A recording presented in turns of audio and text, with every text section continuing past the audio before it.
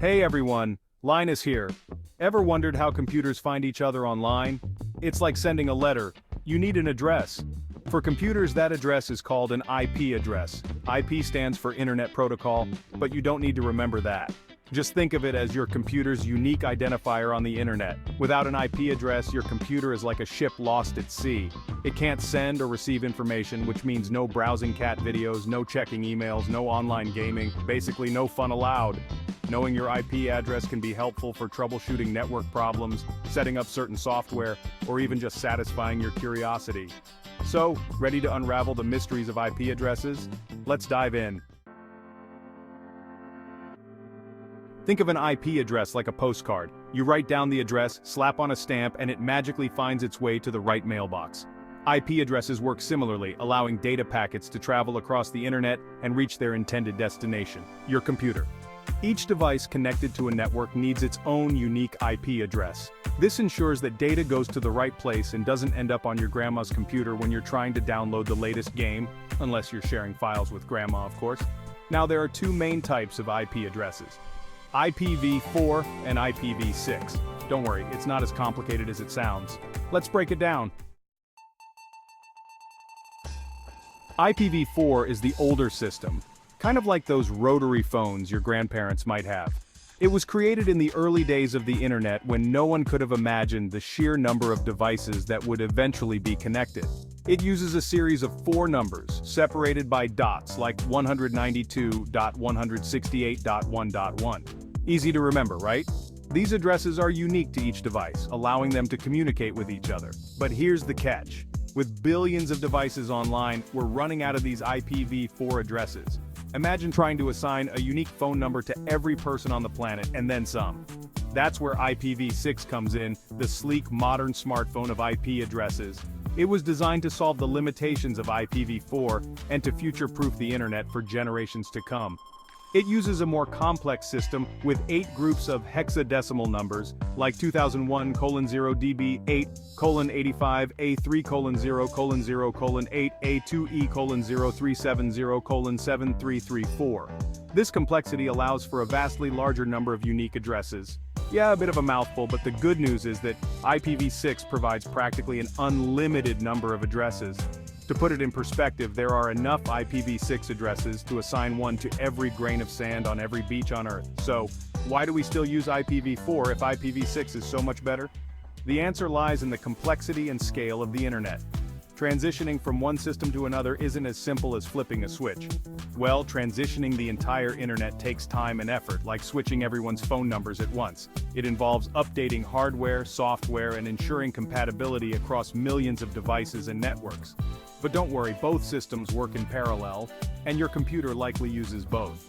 This dual-stack approach ensures that as we gradually transition to IPv6, the internet remains functional and efficient for everyone. Now let's talk about public and private IP addresses. These are fundamental concepts in the world of networking and the internet. Think of it like this: your home address is your public IP address, visible to the entire world, or at least the internet. Just as anyone can send you mail if they know your home address, any device on the internet can communicate with your device using your public IP address. It's how websites and other devices online identify you. When you visit a website, your public IP address is used to route the information back to your device. Your private IP address, on the other hand, is like your mailbox. It's not visible to the outside world, but is crucial for internal communication within your local network. It's used within your local network, like your home or office, to identify individual devices connected to your router. Each device, whether it's a computer, smartphone, or smart TV, gets its own unique private IP address. Your router acts as a middleman, sharing your single public IP address with all devices on your network while assigning them unique private IPs. This way, multiple devices can access the internet simultaneously without any conflict. Knowing the difference between public and private IP addresses is important because they serve different purposes and are found in different ways. Public IPs are used for external communication, while private IPs manage internal traffic. Let's learn how to find both. Understanding how to locate these addresses can help you troubleshoot network issues and ensure your devices are properly connected.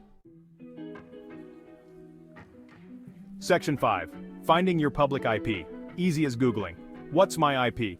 Finding your public IP address is super easy. Just open your favorite search engine, you know which one I'm talking about, and type "What's my IP?" The search engine will display your public IP address right at the top of the results page. It's like magic, but it's actually quite simple. When you visit a website like Google, your computer sends a request to their server. This request includes your public IP address, so the server knows where to send the information you're requesting. That's it, easy peasy. Now you know your computer's address for the outside world. Section 6. Other ways to spot your public IP address. Of course, Google isn't the only way to find your public IP.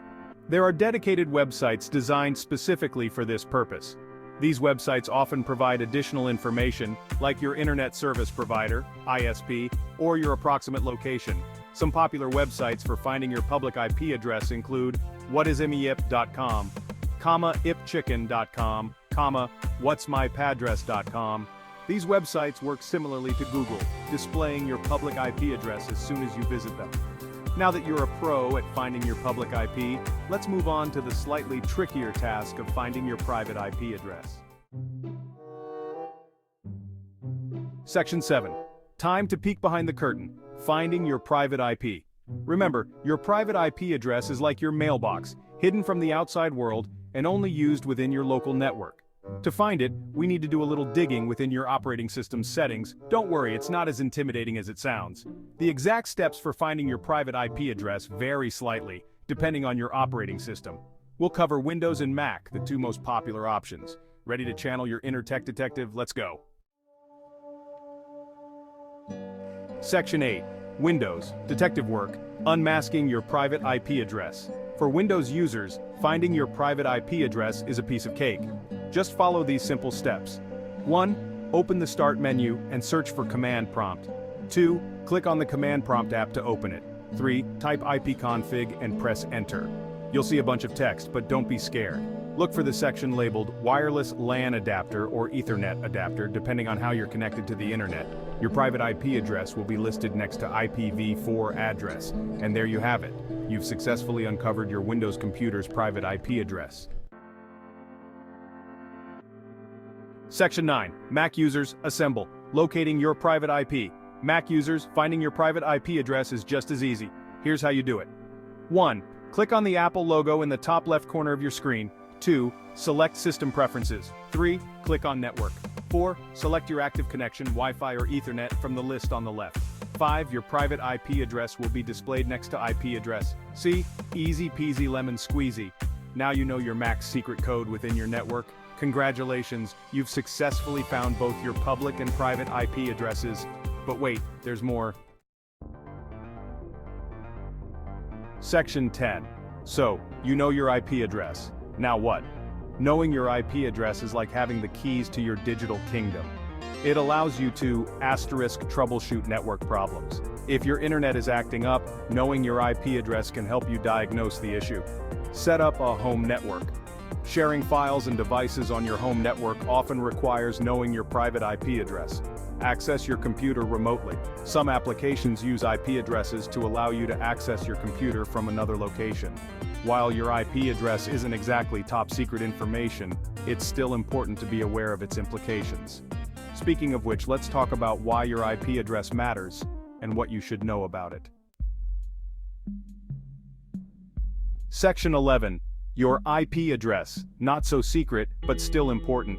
Your IP address is a bit like your online fingerprint. Just as your fingerprint is unique to you, your IP address is unique to your internet connection. While it doesn't reveal your deepest, darkest secrets, it can give websites and services some information about you, such as your general location.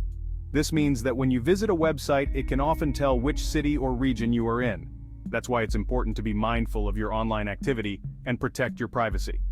Simple actions like using a privacy screen protector can help, but there are more advanced measures you can take. Using a VPN or virtual private network can help mask your IP address and encrypt your internet traffic, adding an extra layer of security. This means that even if someone tries to intercept your data, they won't be able to read it. So, there you have it. Your IP address is a small but significant part of your online identity. You're now an IP address expert. Understanding this concept is crucial in today's digital age where privacy and security are paramount. Remember, knowing your IP address can be helpful for various reasons, but it's also important to be aware of its potential impact on your privacy. For instance, it can be used to track your online activities or even restrict access to certain content based on your location. Stay safe and happy browsing. Always be proactive about your online security and make informed choices to protect your digital footprint.